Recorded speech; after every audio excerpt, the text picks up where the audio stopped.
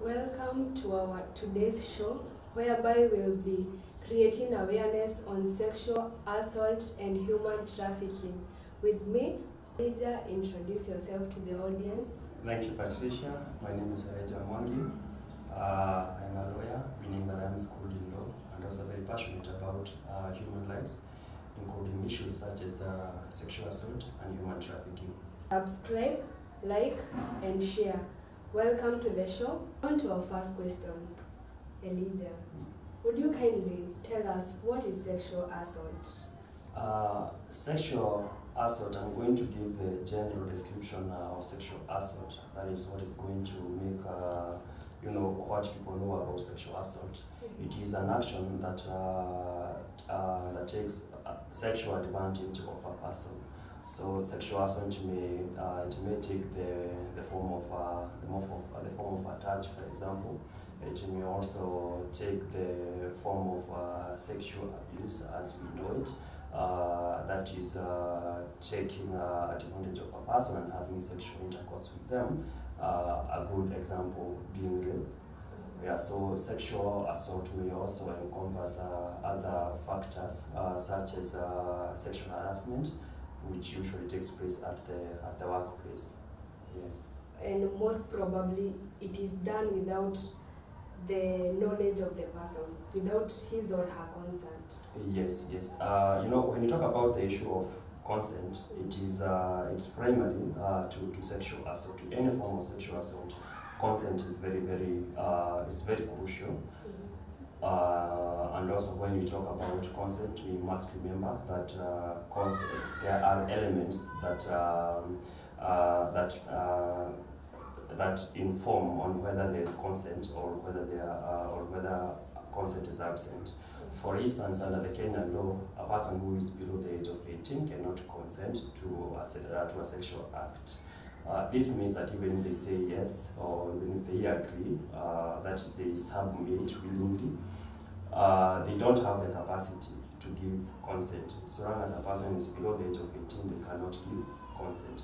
Sometimes you may find a person dragging the victim. So you drag the victim maybe through alcoholic drinks, and then now you take advantage of them in that intoxicated status. So you see, their state of mind is not correct. Like, it is not at party, cannot. So when they give consent, that cannot be termed as consent. That is legally speaking. So we will say that there is no consent, even if this person said yes, or they did not resist, or such other things. So consent has elements that has to be looked at, that have to be looked at for you to be able to determine whether there was consent or there wasn't. Okay, and what are the various forms of sexual assault? Sexual assault, I may have mentioned a few of them. For instance, all forms of sexual abuse, may it be rape, it could be sexual harassment, which usually takes place at it happens at the workplace. Usually when the boss sexually harasses persons who are below them. And for the record, when I talk about sexual abuse or sexual assault, I do not mean that it only happens to women, it also happens to men. Okay. So you may find that at the workplace, we call these relationships fiduciary relationship. A fiduciary relationship is a relationship which has an element of trust, and it also have an element of power imbalance. When I talk about power imbalance, I mean like when the person is the person assaulting the other, that's the perpetrator, is the boss, and then you find that the victim is a person who works for the boss, who is below the boss. So this person cannot, they cannot resist. They cannot be able to resist the advances of the boss. Why? Because they may lose their job. Sometimes when you talk about sexual assault in the context of the family, you find that uncles are they are mostly implicated in the issues of sexual assault. So unfortunate. Yes, very, very unfortunate. So you see, this child has trust in the uncle. Yeah. The uncle has power over this child or over the victim. So you see now, the uncle abuses their position of power and control over the victim. Yes. Oh, thank you. And why is sexual abuse a bad thing? Or what are the effects of sexual abuse? Sexual abuse, and when I talk about sexual abuse, I'm also including sexual assault. It is a bad thing to the individual as well as to the society. The reason why we say it's a bad thing is that we have already talked about the abuse of trust. You see, there's trust that exists that you as Patricia, you want to walk the streets knowing that you are safe because you are in a free country. You have your rights. The Constitution has guaranteed some basic rights to you, and you know why we have constitutional rights. We have constitutional rights because those are they are fundamental to us being human. They are very, very fundamental to the aspect of being human. So things like liberty of the person. I should not touch you without your consent. Yeah. I should not touch you in a manner that is going to degrade you as Patricia. You are a grown-up. There's this concept that we call sui juris. Sui juris means that a person is of age and this person is of sound mind. And being a sui juris person, you are you should be the one who determines what is going to happen to you, who is going to do that, who is going to do the act, and when, and to what extent. So when a person sexually abuses another, they debase, they take away your dignity as a human being. They take away your liberty. They take advantage of you. So it's I don't know. It's an affront. It's an affront to the liberty of the person. It completely takes away your right as a person. You want to feel secure in your person. You want you want to control what happens to you. So when I take advantage of you in a way that makes you feel bad, that makes you feel violated, I think it's a bad thing. It's a bad thing in and of itself. Yeah, sure it is. And to you, the audience, please note that it's not right for a person to touch you inappropriately. Whether you are in the public, at your mara sijui kulikuwa na msukumano, that's why he did it, I forgive him. No, it's a bad thing. You shouldn't tolerate it. Let's say no to such things. And what are the causes of sexual abuse? There may be different causes of sexual abuse, and this depends on the type or the form of sexual abuse, the circumstances of the victim and the perpetrator. Okay. Statistics will tell you that sexual assault and sexual abuse are often prevalent in low-income areas. So if you go to places like, like the slum areas like Kibra and such other places, you're going to find that sexual assault is very, very rampant there. The reason why that is so is because of poverty. Poverty is a main factor in as much as we are talking about sexual abuse. Because, poverty in a society that is unequal, such as ours, and especially in the circumstances of such a place as Kibra, you find that law enforcement there is very, very, very, very minimum. So you find that people are exposed to those who are stronger than them. You may also find that little girls and young women are forced into sexual acts by poverty. You need money to pay rent.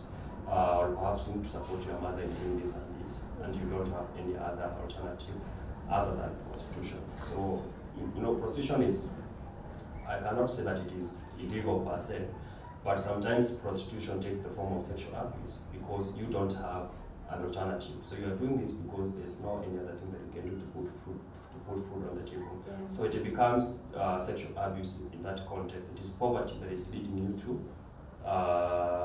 those acts that end up becoming part of sexual abuse. So other causes of sexual abuse are the loopholes in the law, because you find that the way the law has been stipulated, it creates some either loopholes in the text of the law or loopholes in enforcement of the law.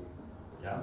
So when you talk about loopholes in the enforcement of the law, this is why you will find that people don't report cases of sexual abuse and sexual assault. Yeah, sure. The reason why people don't report these cases is that you go to the police station, you are a woman, you are a grown-up, above the age of 18, you go to report and say someone so and so sexually harassed me, so and so raped me. So you'll find that the police officers may tend not to believe you. And remember, you are a victim.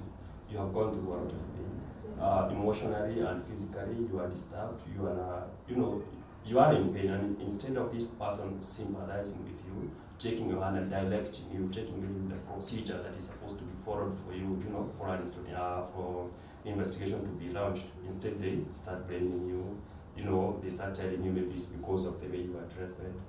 Maybe you provoked someone into doing the act. So you find that we have a problem with enforcement.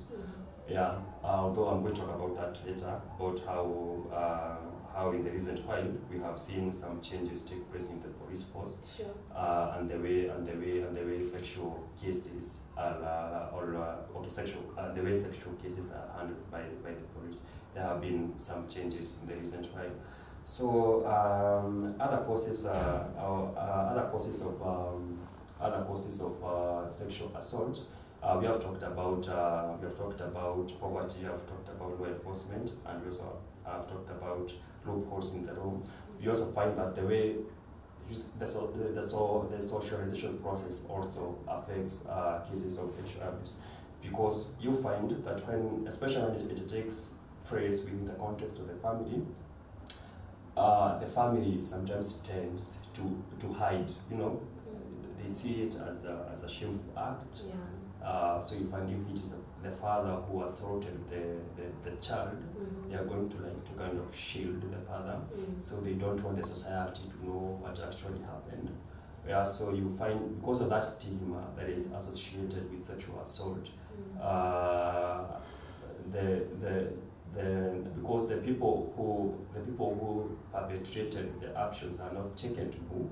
So you find that because you know there's nothing that is going to happen to you, so you can do it again, and you can do it again and again and again and again. So if I may also add something on the enforcement, or the way the laws are applied to sexual cases, you find that we have very good laws. The Sexual Offences Act is very, very comprehensive on matters of sexual assault.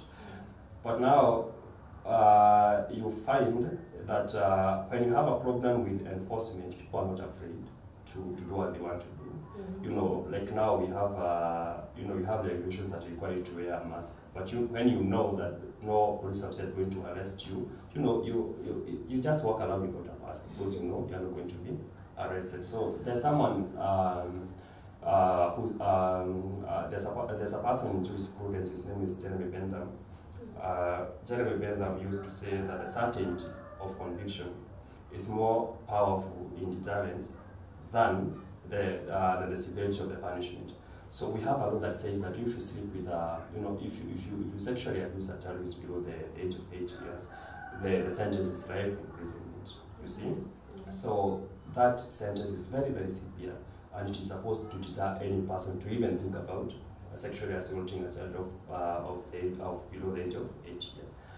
But when perpetrators think, they are rational beings, and they think, and they know that once I assault this child, the chances of me getting arrested are very, very minimal.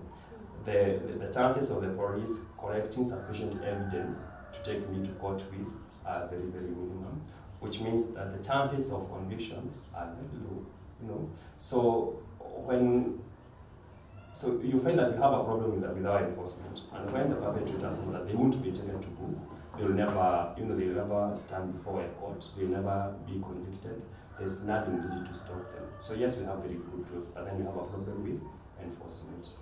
Yes. Okay, but I would love to take you a little bit back on when you talked about family, maybe the uncle, the dad, or just a close relative. And maybe the victim has been abused maybe by an uncle. And there's also this one thing called denial. Denial is whereby I can come and tell my mom that maybe my uncle, your brother, took advantage of me. And maybe my mom, because of the trust that she has with the brother, won't really hiyo ni uongo. Do you know who you are talking about? Yes. My brother, he's a priest, he's a teacher somewhere, so it really can't apply. So what I mean to say is that there's that denial. You don't accept that maybe the father can take advantage of the kid, or the uncle, a close relative can take advantage of it. So to my urge is to parents, be close to your children. Let them confide in you. Be a trustee to them. And I'm sure they will be more close and they will be more open to you. And as we proceed, what are the effects of sexual assault to the victim? The effects of sexual abuse and sexual assault to the victim may be threefold. You know, they could be psychological in nature, or you find that this person is psychologically disturbed. You know, you feel insecure in your you know, in your daily activities because of what happened to you. Other effects of sexual abuse to the victim include, okay, we have talked about psychological effects, that is mental disturbances. So you find that a person may tend to withdraw from the society. The reason why they withdraw from the society is because they feel, you know, stigmatized. They are deeply disturbed by what happened to them, and they fear that the society may be blaming them, you know, for what happened to them. So other psychological effects include, you know, an urge to fear. It's called morbid fear, where you feel afraid to walk the street, you know, to walk out at night. You can't stay alone. Sometimes you may suffer from insomnia, that is lack of sleep. You can't sleep because, you know, you fear that something can happen to you at any time. We have other effects such as the fear of sexual intercourse or sexual relationships because of what happened to you. Like you associate the sexual act not with pleasure but with pain. So you don't want anyone to come near to you. If you are a woman, you may end up hating men. You don't want anything to do with men because you know you feel that all of them are the same. You know, I'm sure you have heard the street words, men are dogs. It can happen to you because of the manner in which you are violated. Yeah. So other effects may be economic. When you talk about economic effects, and this affects the individual as well as the society, because of the depression that sometimes follows sexual assault or sexual abuse, you find that a person is unable to work, and even if they work, they can't work to the highest level because of the mental disturbances they go through. So. And it actually amounts to a lot of money in terms of losses to the society and the economy of a country, or in these cases are so many, because it affects, you see, if for example we have 200 women who are affected, the depression and the aftermath of that sexual act is going to cost the society maybe 4 hours per woman or even more. So you see, if you calculate the 4 hours of manpower, sorry to use the word manpower, so you find that the society goes through losses as well as the individual, because if you would have worked for 8 hours and now you can't work for 8 hours, it also means that you are going to feel that pinch in your pocket. Yes. Sure, and to add on that, I would love to say that some victims, maybe it was just a girl in her teenage, and maybe later she came and was abused. She used to put on makeup, she was ever smart and everything. When it happens, in her mind it triggers that what I was wearing on that day, what I had applied, maybe it was makeup or what have you, it is what has caused to, or rather it has led to what has happened to the incident. So from that day, I won't be applying makeup, I won't be putting on nice clothes, and by that you find that she has just started being she's just there. She's not even dressed to kill. She's just there because maybe she has even lost hope. And to some others, they even have eating disorders because they just hate themselves. And also another factor, or rather another effect of abuse is that they suffer from self-hurt, or rather self-hatred. They hate themselves so much because they don't really know what happened. Kama ni wao walikuwa na shida, or rather who is to blame. They are just there. So what about to the society? What can you say? The society is also affected by sexual assault and sexual abuse. Because you know, I mentioned about the economic effects of sexual abuse. You find that these are things that are, you know, that affect the society in the long run. And also, you know, when we have a particular section of the population feeling insecure, they are unable to carry their ordinary duties, and also that spurs, you know, some kind of imbalance between the genders. Because even if I mentioned that men are also victims of sexual violence, we cannot shy away from the fact that women are the majority of the victims of sexual assault. So you find that balance is also has its own effect on the society. We may also think about things such as issues of unwanted pregnancies, issues of HIV and AIDS. These are issues that affect the society. They affect the society in which way? Because you find that you know, when you talk about HIV and AIDS, it has you know, it has its own effects on the society. May it be in terms of productivity that was due to work hours that are lost. May it be due to the cost that is used in medication of HIV and AIDS, treatment of depression, treatment of wounds or physical, you know, the physical harm that may be done to the victim. You know, all those things, when you know, it may appear like something small, like, you know, treating a person of maybe of scratches or wounds, you know, just one person. But when you think about sexual assault in terms of the number of women assaulted in a day, in a week, in a month, you know, it accumulates to large numbers, and that accumulation is what we are calling the effect on the society. Yes. What are the government's role in combating sexual assault? The role of the government is usually twofold. The government can fight sexual assault and sexual abuse through the law, that is one, and also through policies that are aimed at ensuring that cases of sexual assault are reduced. So one way of ensuring that sexual assault cases are reduced is through civil education. That is something that can be undertaken by the government. I talked about the law. The government really needs to invest in the way to enforce the Sexual Offences Act. We also have the Prevention of Domestic Violence Act, which also talks extensively about sexual abuse and sexual assault. So what the government needs to do is to invest more in enforcing the existing laws. I mentioned something about the reforms that we have seen in the recent while. This include, today if you walk to any police station, I don't know whether it is every police station or it's only the major police station, but this is something that I have seen myself. You know, we have gender desks. So we have a children desk, we have a gender desk, and now we have the main police station where cases are reported.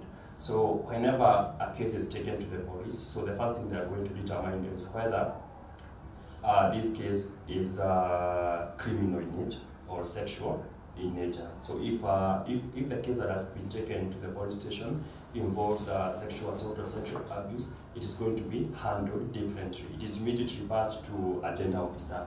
You know, usually if the case involves a woman, it's going to be it's not going to be dealt with by a woman, because, you know, reporting a sexual assault case when you're a woman to a man, it can be quite intimidating. The victim may not be open about it. They may feel okay, they may not be comfortable reporting a sexual assault case to a man. So you find that with gender desks, it's now easier for the woman to be able to read the details out to the police so that they can be able to do follow-up. Yeah, so I think that is one thing that the government has done in the recent time that has been very, very important in terms of protecting women against sexual abuse and men as well. Okay, and if I may ask, what are some of the challenges of stopping abuse? Because we have really seen, according to what you have explained, we have really seen that the government is really trying, even the society is really trying, because some places like the church, they at least are welcoming those victims and showing them that, yeah, there is hope and there is a tomorrow. And for like some people out there, they are creating some peer groups. At least they can try motivating and encouraging the victims out there, but there are still some challenges. There are still some challenges out there. So, which are some? Some of the challenges that are faced with either by the government or by the society or the civil society, NGOs are very have been in the forefront of fighting sexual assault. Yeah. You find that some of these challenges sometimes are deeply ingrained in the way the society is structured. So you find that the social structures somehow promote sexual assault and sexual abuse. I am unable to talk about that without mentioning the issue of patriarchy. The issue of patriarchy is whereby you find men have this feeling of being superior to women. Yeah. They feel that they are entitled to women's bodies or entitled to certain privileges in the society, and that has really been one factor that has helped to increase cases of sexual abuse.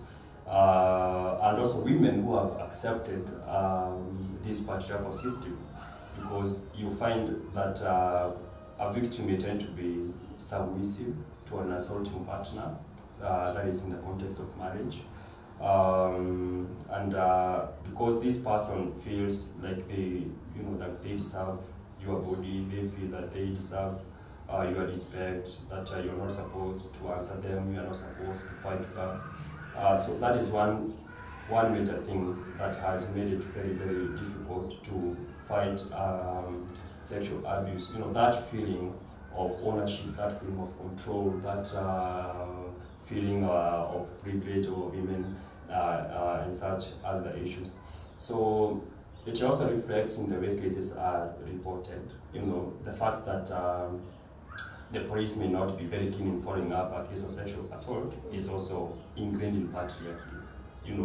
Because I am a police officer and I am a man, I feel that this woman should have submitted, or that I feel like I should protect this man. So that system is dangerous. It is dangerous, and it is leading to abuse of more women and the violation of human rights, which is very, very bad. And that is why the issue of civil education comes in. There's need to educate the people. We need to understand that these are human rights, and human rights are to be respected and not to be violated, right?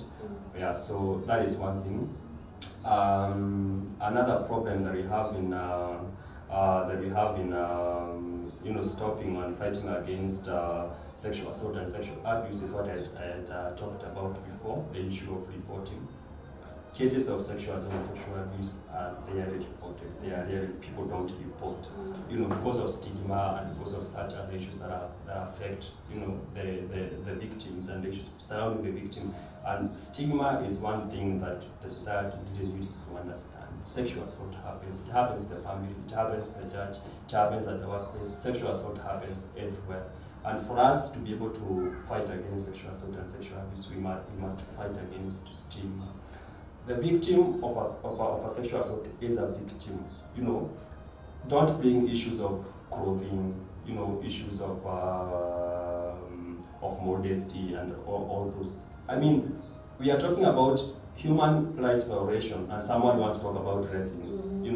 it could be a case of a little child, and you still want to bring about the issue of modesty and such other things. It doesn't apply. Yeah, it doesn't. So I think the issue of stigmatization must stop. Let parents know that fathers abuse children. Yes. Let mothers know, let fathers know that women and wives and mothers abuse their children.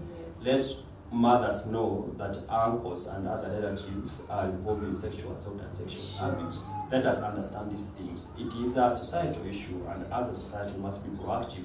Let us all fight against it because it's affecting each and every one of us. Yeah. Wow, I'm really exhausted. But on the other hand, what should be done in order to stop all this? What should we do really? Because as for myself, I really come to think, what should we do? Because if it's talking about all this whole issue, we have really been talked to. I can just say that people out there are trying, but what should be done? What extra that we haven't done?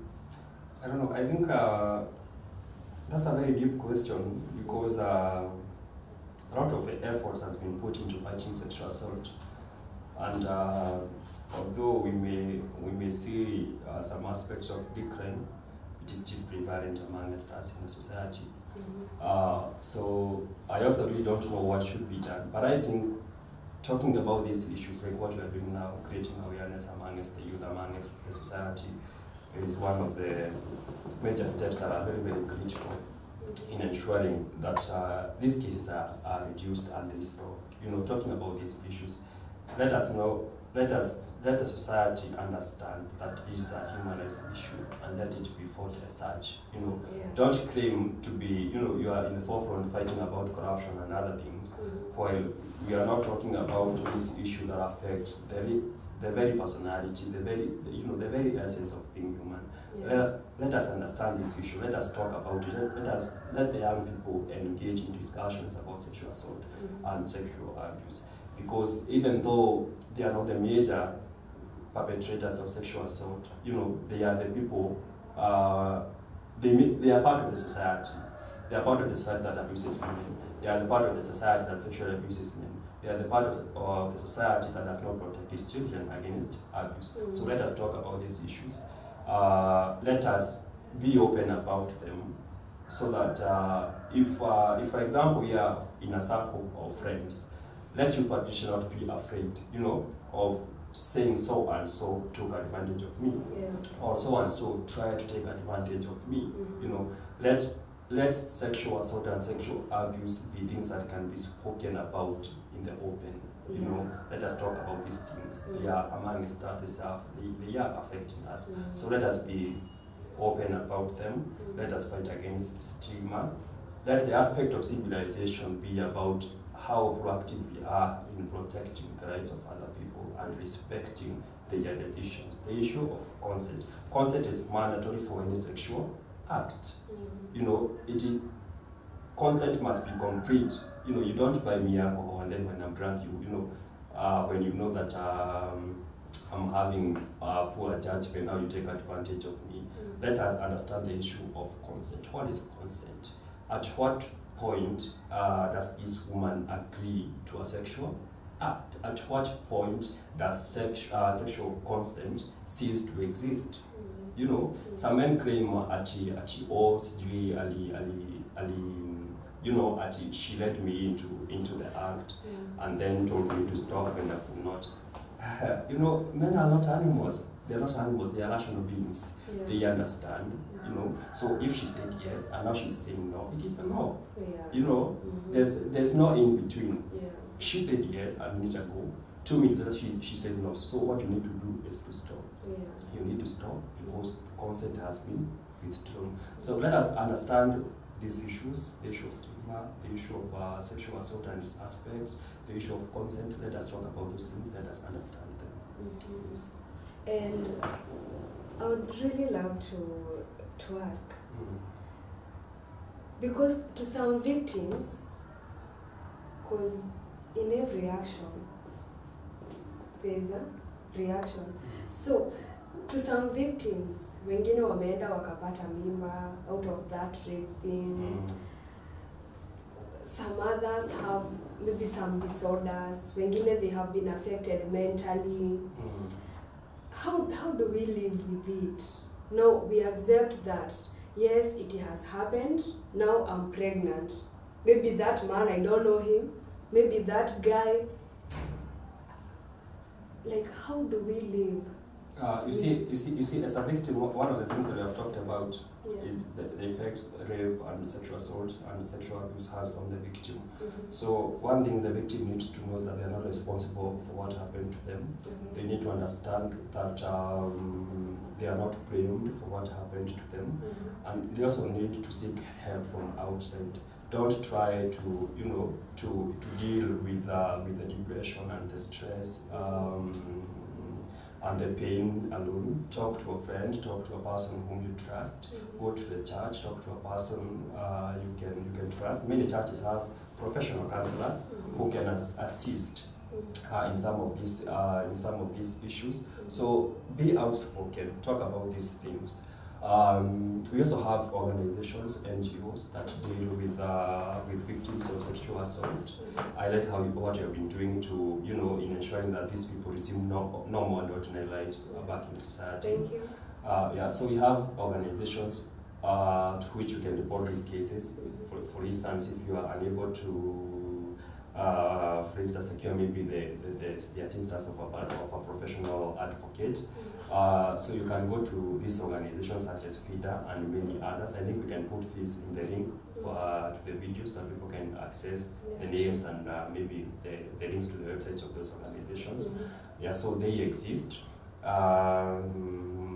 Use the internet. The internet is very, very helpful. You know, Google for assistance. Go there and look for talks about sexual assault, how other victims have healed.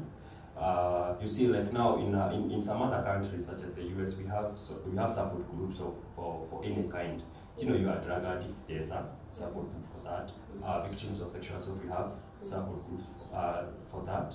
But in Kenya, I don't know whether they exist. So in case you can't find a support group, it's always, you know, just make sure that you're finding help from outside. Don't let that be your own battle. You know, find other people to help you fight that battle.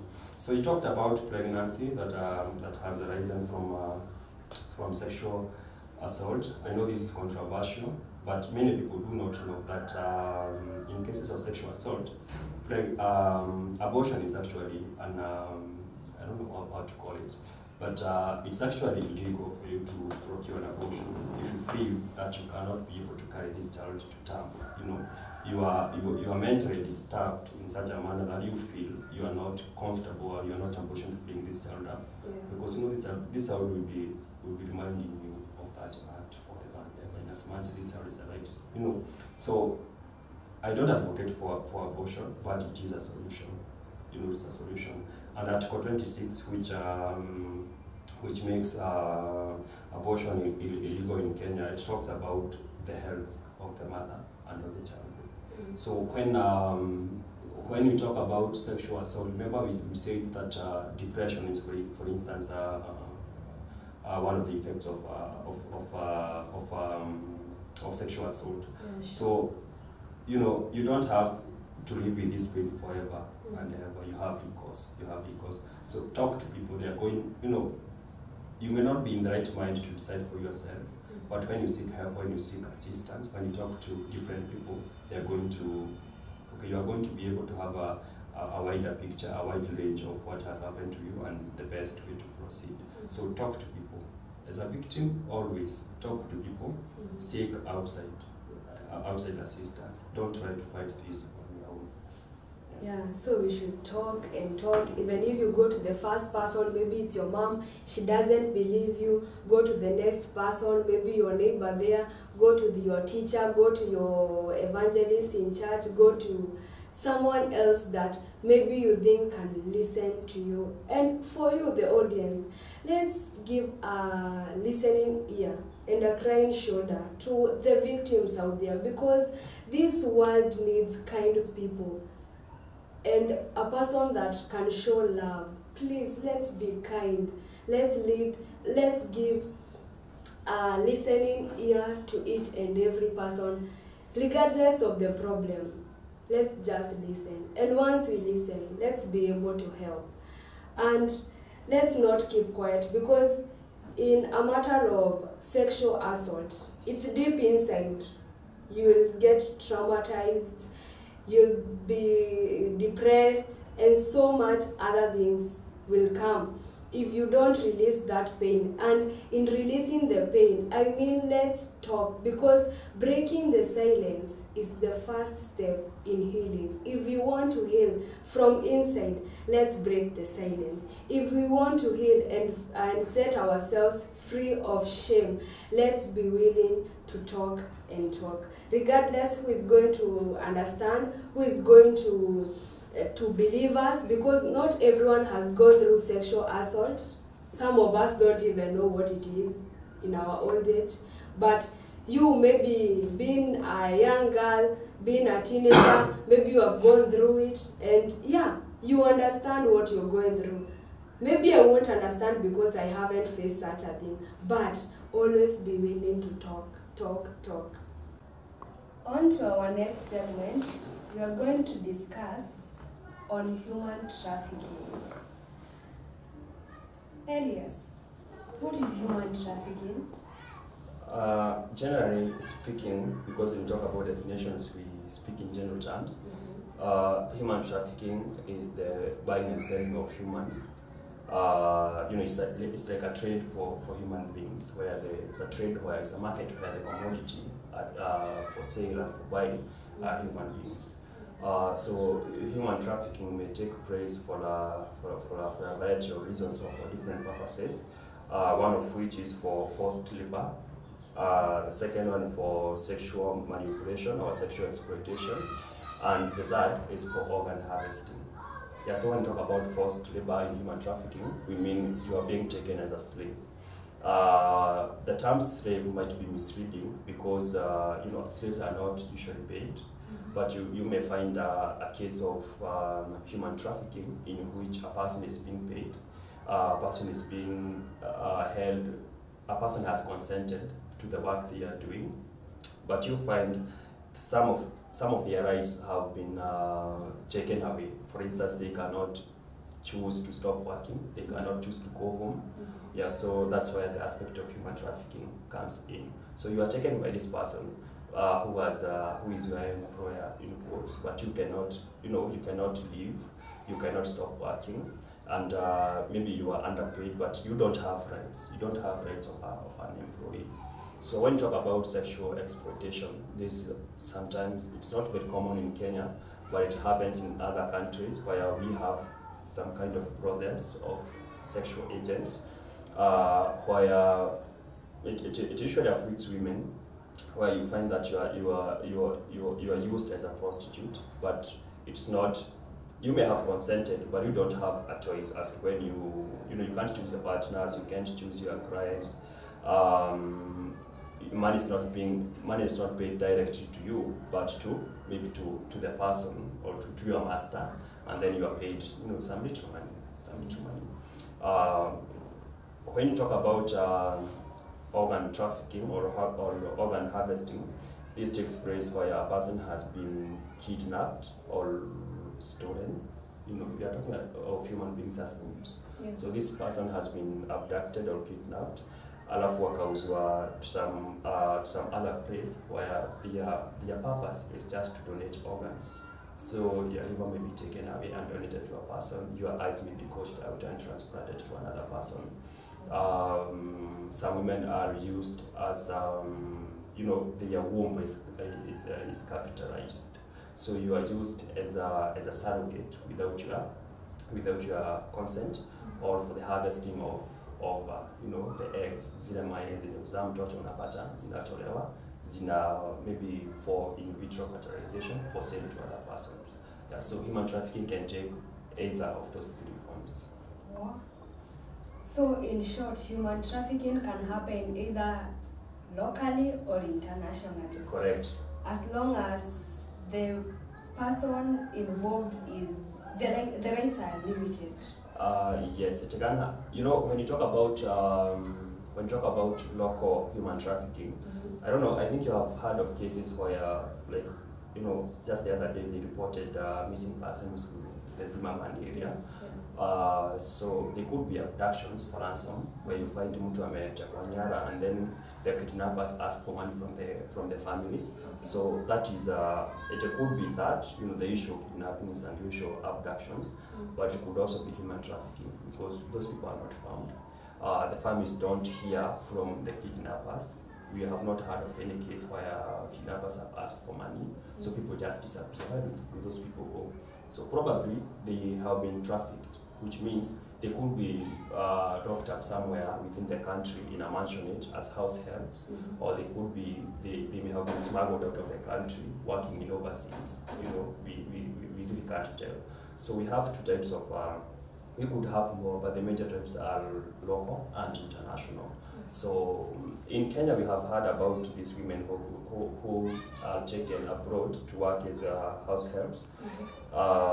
So you go to a place like Qatar through an agent, but when you get there, your passports are taken away, your identity cards are taken away, your phone is taken away. So you have no contact with the outside world. So you live there, you work for them, and they will only release you after your contract is over. So this is human trafficking. In which form? It's human trafficking because even though you are being paid, you don't have a say in what is happening to you. You don't have control over your body. So sometimes you find you are a house help, but maybe the sons or the other people in that family can use you for sexual purposes. You know. And you cannot report to a police station because you never see the gate. You live in the house, you work in the house, you never get out. So that's also a form of human trafficking. Yeah, so that is the international kinds. Though locally we also have such cases of people who have been brought from Shago, wakapelekwa kwa hizo majumba makubwa, and you're not allowed to communicate with your friends, with your family. You cannot go out of that home. So that's also a form of human trafficking. And according to what I'm hearing from you is about maybe the prostitution part of it, and maybe some organs being removed from your body, whatnot. Okay, who are the most affected when it comes to human trafficking? When it comes to human trafficking, the persons who are affected are determined by the purposes of the sale of the human. Because when you talk about slavery, modern day slavery, like the one that was happening in Libya sometimes back, so that is going to depend on the kind of work you are going to do. Because if it is manual labor, you may find that they are going to kind of wanataka wanaume because of their masculinity, they want that strength. But then for house helps, usually wanataka wanawake and wasichana wadogo. So for sexual exploitation, the majority are women, young girls who are taken, you know, munadanganywa kuna kazi majuu, and then when you get there, you find that you are si ile kazi ulikuwa unafikiria, but rather it is sexual exploitation. So that depends on the purpose of the kidnapping or the purpose of the trafficking. So when you talk about organ donation, it also depends on which organs are being donated. Yeah, so, but I don't know whether it would be correct to say that women are more affected because of like now when you talk about harvesting of ova and the use of the womb, like it happens in Brazil and sometimes in India. So of course those are women. Women are more affected because of the purposes of the human trafficking and the need that is at issue in such cases. Yes. And to us, because maybe I've seen this, and not only me, maybe even you have seen it even in the movies. Maybe some people are being abducted, then they are put some drugs in their body. Those drugs zinapelekwa to some other countries because maybe huyo mtu hataangaliwa kwa mwili aonekane kitu yenye amebeba. So wakifika kule tunaona wanatapika. Does that really happen? Or it's just in the movies? I would say that happens only in the movies. And the reason why I say that is that technology has really improved. Today you can't just, like now today, smuggling of drugs does not happen through the airports. No, it doesn't. We have very, very specialist dogs. They can sniff drugs even inside the body. Like itafeel to huyu mtu akona drugs ndani yake. Yeah, so today it doesn't really happen like that. I think it only used to happen sometimes a while, and not exactly. Hata si kutafika peke yake. Sometimes you will be killed, ukatwe mwili, uwekwe ndani, ushonwe, and then they transport you as a cadaver. Lakini ukifika kule, you get on a part, and then they get the drugs. But today, you're ngumu sana because of the security at the borders and at the airports. Okay, wow. So, which are the effects of human trafficking on the society and the nation? Human trafficking. Let me begin by talking about how human trafficking affects the person, that is the individual. You see, some of your rights have been taken away. Some of your rights have been are being violated. Freedom of expression, freedom of movement, security of the person, because you find that physical beatings are very common in such cases. Compulsory use of drugs, you don't choose. Drugs are just injected into your body. So we have that manipulation. That manipulation has its effect on the psychology of the person, as well as the mental well-being of the person.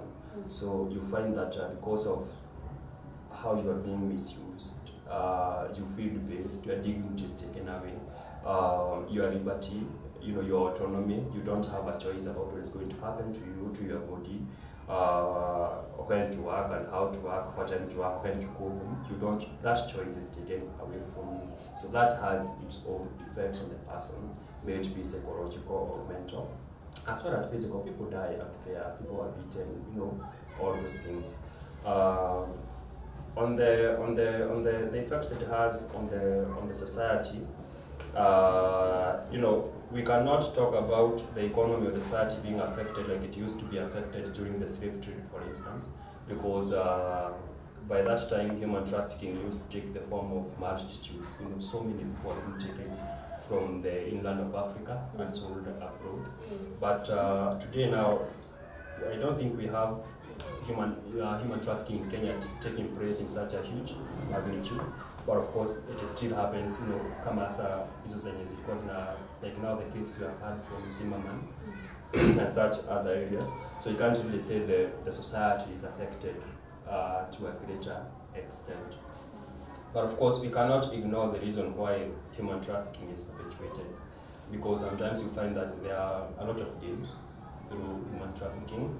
For instance, when you take a house help and you don't allow them to go out, like you have bought them to misuse them, you don't pay them as much as you would have paid if you had looked for an ordinary person to work for you. You see, this person would have been enjoying the usual rights of an employee, but now it doesn't happen. So you find that the family is going to save a lot of money, because kama nafaa kulipa 12K, lakini sasa nakulipa 4K, and there's nothing we can do about that. Of course, I'm saving that money which then taken to the economy of the society. So there's also that aspect. Of course, it's not a very moral thing when we equate the economic gains from an act that violates human life. No, like we cannot weigh between those benefits and the effects it has on human beings. Yeah, I don't think it's moral or even ethical. Okay.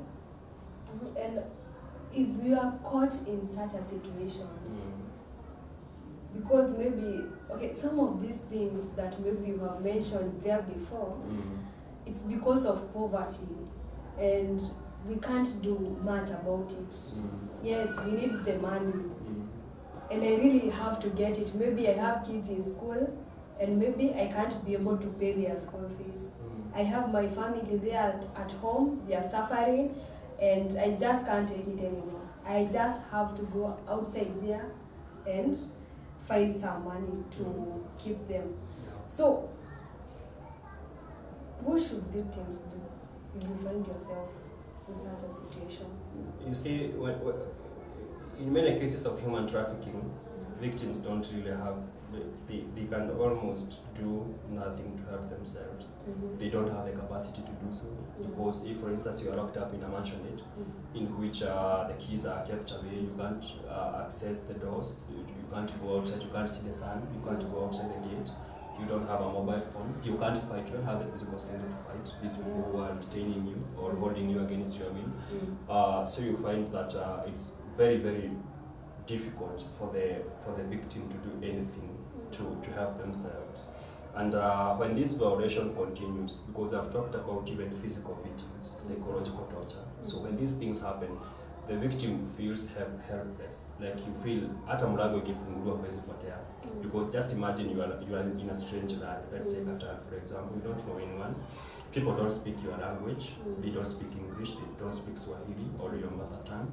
So you don't even know which direction is the police, you see. And then you find that the people who have captured you, or the people who are keeping you, inculcate that sense of helplessness into you. They tell you, you know, if you try to run away, we are going to the police. We are going to say you stole from us. We are going to say that you know, you put poison in our food, and we are going to make sure that you are jailed. You see, as a person who has been who has undergone violations to a particular extent, your mind does not function like a normal human being. So you see a door that is open, but you can't take it because you are helpless. You feel helpless. Unaona hata ukitoka haitakusaidia. So what is the role of government in human trafficking? The government has a huge role to play in as far as human trafficking is concerned. And one of the major reasons why this is the case is that the government has a duty to protect its citizens. You know, the Constitution of Kenya guarantees some rights to all its citizens, which include human dignity, the right to liberty, security of the person. And the government has the sole mandate of ensuring that every citizen of Kenya enjoys those rights. So, of course, one of the things that can be done, and as far as the government is concerned, is to ensure that when cases of missed persons are reported, they are investigated. You know, they are investigated until the end. So it's not like it usually happens, something is announced in the news, and then after a while, you're getting a like we really don't know what happens. Yeah, so that is what the government really needs to be proactive in insofar as that is concerned. So other than the government, the people also have a role to play. You know, like it's also like, especially when we are going out of the country, ni vizuri sana kujua unaenda kufanya nini, who is your agent, nani atakuwa ana take care of you. You know, when you're like your contact persons, what should happen if you go for a month without your family hearing from you? Because surely unaenda majuu, you don't communicate to your family and nothing happens. No, so that should be that should raise concerns. Watu waze kuulizana, by the way, fulani wetu waliendaga Qatar, hatusikiani, hatuongeani kwa simu, we don't know what happened. Of course, we also find that some cases are reported of people who don't communicate with their loved ones, with their family, but the government does not do anything about it because of, sometimes I think it's because of diplomatic tensions. So you find mtu alienda Qatar, hapatikani, hakuna mtu mwenye anajua kwenye yako. So the only thing you can do is to report that to the embassy that is involved. So utaenda kwa embassy ya Kenya, Qatar, you see. So sometimes you find that ambassadors don't do anything about it. You know, they just file it as a reported case. So that so the government has that, ndio iko na hiyo mandate ya kujua like what happened to that person, because I as a Kenyan, I have a cousin who is a Jew and we don't communicate. There's no way I can help them, you see. So the government needs to protect its people. You see, other countries are they are very passionate about protecting the rights of their people. mtu wa US haya akishikwa, the government is going to send a representative asimamie the citizen. But in Kenya we don't see that happening. You know, it's like we are puppets of these other countries. Hataki kuonekana kama tunasumbuana na wao, which is not right, which is putting our Kenyans at risk. Yeah, so that also needs to be taken care of. Okay, it's really a tough topic to discuss.